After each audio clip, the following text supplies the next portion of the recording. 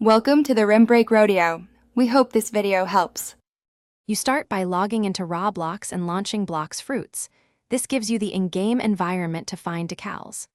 Once done, open a browser and Roblox Studio if you plan to inspect Asset ID, because Studio reveals underlying asset properties. Make sure you have developer console access or a secondary tab for the Blox Fruits game page. You do this now so you can switch quickly between game and tools. That speed matters when tracking dynamic assets and links. You locate the decal by triggering the item or GUI where it appears, because decals are often applied dynamically. Once visible, open the developer console to watch network calls or asset references. This helps you spot the decal ID or URL.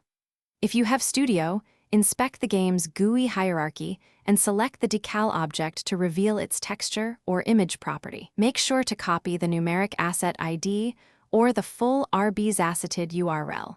This is what you'll convert into a usable decal link.